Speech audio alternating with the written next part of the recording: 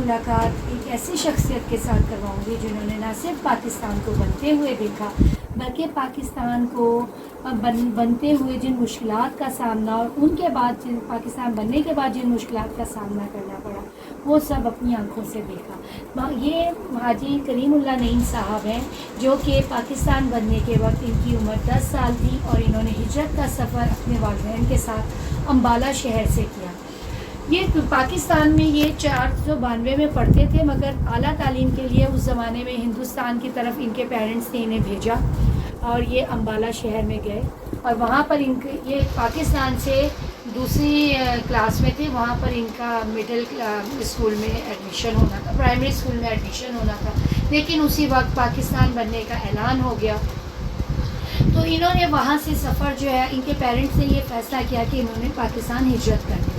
इनके वालिद की एक बड़ी मशहूर पेपर वर्क की कंपनी थी, मगर उन्होंने वो पाकिस्तान की पे निछावर करके हुए पाकिस्तान आने का फ़ैसला किया और अपने थोड़ा सामान लेकर ये, क्योंकि ज़ाहिर है उस ज़माने के अंदर बड़ी बड़ी गाड़ियाँ, एरोप्लेन्स वगैरह नहीं मौजूद थे, इतनी फैसिलिटी आवाम को हासिल नहीं थी। सफ़र जो है वो पैदल चल के तय करना था और अम्बाला से पाकिस्तान का सफ़र इन्होंने ट्रेन में बैठ के तय करना था, जो कि वहाँ के वाइसरॉय ने स्पेशल ट्रेन चली थी जिसका नाम था रोपड़ स्पेशल ट्रेन।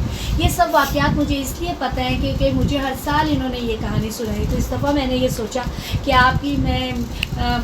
आप लोग देखें और बच्चे भी सब देखें कि ये हमारे पास बहुत अब ऐसे कम लोग रह गए हैं जिन्होंने न सिर्फ पाकिस्तान बनते हुए देखा है बल्कि उनकी मुश्किलात को भी अपनी ज़िंदगी में महसूस किया है।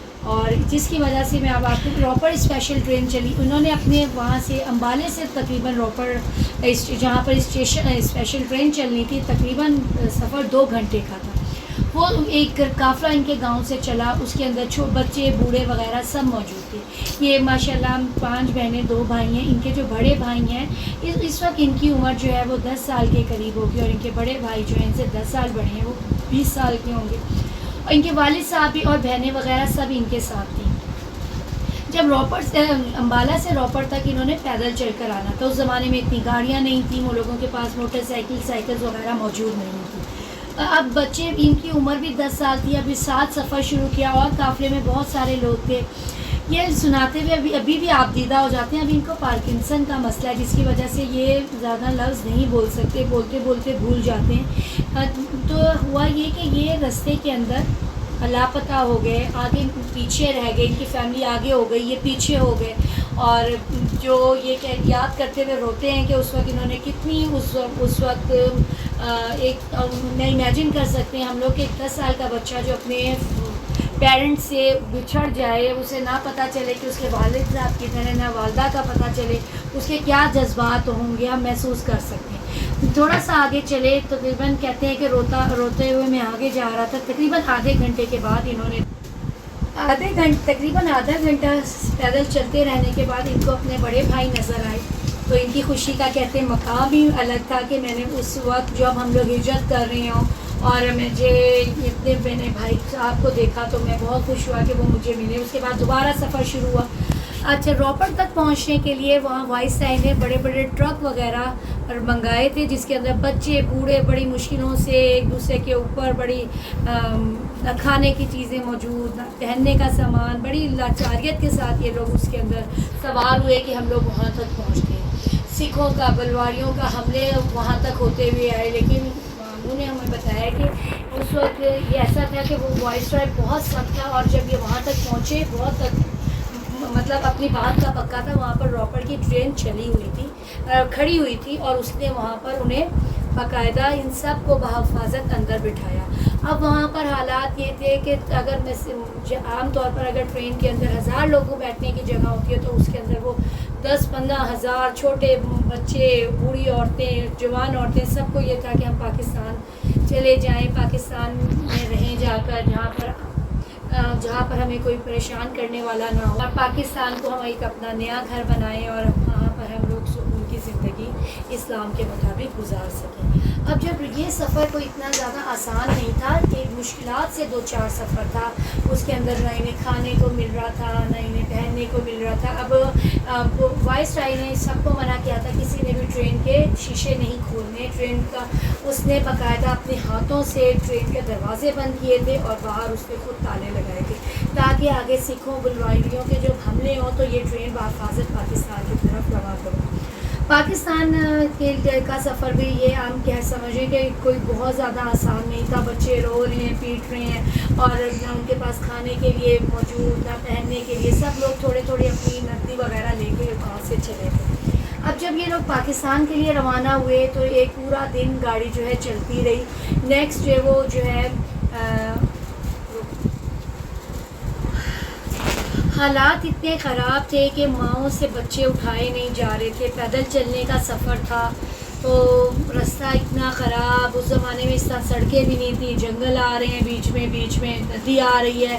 تو ماموں اس زمانے میں ہمیں بتاتے ہیں کہ اس طرح تھا کہ ان کی اپنی سگی بہن جو ہے اس سے بچے نہیں اپنے اٹھائے جا رہے تھے. تو اس نے یہ سوچا کہ وہ بچے جو ہے اپنے یہیں پر ہی ندی کے پاس بٹھا دیتی ہے, وہاں بعد میں چلے جائیں گے وہ لوگ. لیکن جو ان کے بڑے بھائی صاحب ہیں انہوں نے کہا نہیں, ہم سب ایک ساتھ ہم نے سفر شروع کیا ہے تو ہم سب ساتھ. انہوں بیچاروں نے, وہ 20 سال کے تھے, انہوں نے ایک بچے کو اپنے ایک کندھے پہ بٹھایا, دوسرے بچے کو دوسرے کندھے میں بٹھایا, اور بڑی مشکلوں سے یہ ٹرک تک پہنچے. ٹرک سے پھر یہ ٹرین تک پہنچے.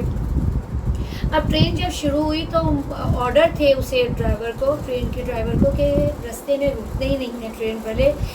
اور رستے میں انہوں نے, ماموں نے دیکھا کہ کٹی لوگوں کی لاشیں پڑی ہوئی ہیں, خون آلود لاشیں پڑی ہوئی ہیں.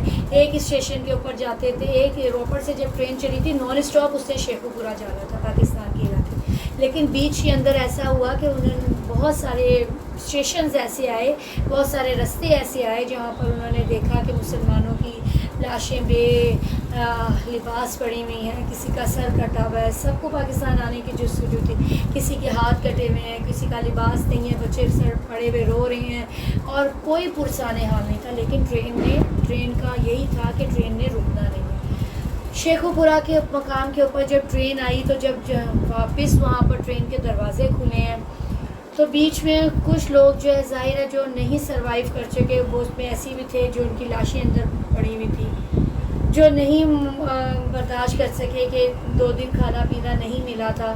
تو پھر یہ وہاں جو لوگ بچے جوان وغیرہ جو تھے وہ زندہ بچ گئے تھے, وہ لوگ اترے وہاں پر.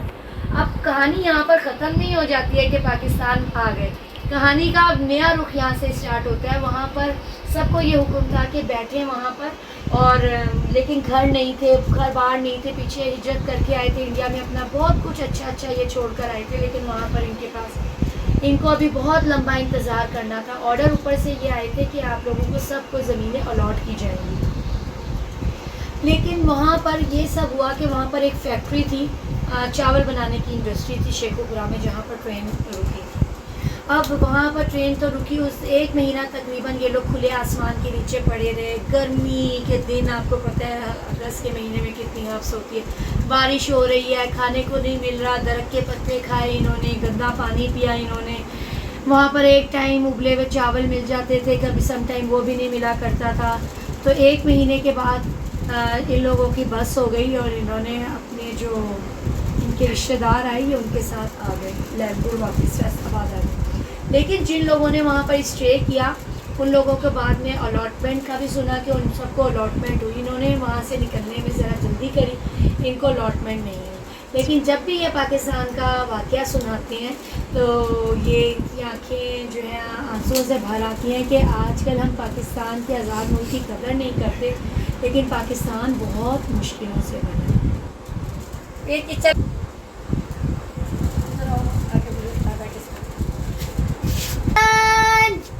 زندہ باد پاکستان زندہ باد. پلیز آپ انہیں اپنی دعاؤں میں یاد رکھیں. یہ ہمارے بزرگ ہیں, قوم کا اثاثہ ہیں, جنہوں نے بڑی مشکلات سے پاکستان کو بننے میں, پاکستان کو بنتے ہوئے دیکھا. ان کو اپنی دعاؤں میں یہ ضرور یاد رکھیں, اور لائک سبسکرائب شیئر کرنا مت بھولیں, تاکہ باقی سب لوگ بھی پاکستان, آج کل کے ہمارے بچوں کو بہت زیادہ ضرورت ہے ان واقعات کی سننے کی, موٹیویٹ ہونے کی کہ پاکستان جو ہے سونے کی تشتری میں لا کے پیش نہیں کیا گیا تھا. اس کو حاصل کرنے کے لیے بہت ساری قربانیاں دی گئی ہیں. ہمارے بزرگ نے. انہیں اپنے دعاؤں میں یاد رکھیں. پاکستان زندہ باد, پاکستان پائندہ باد.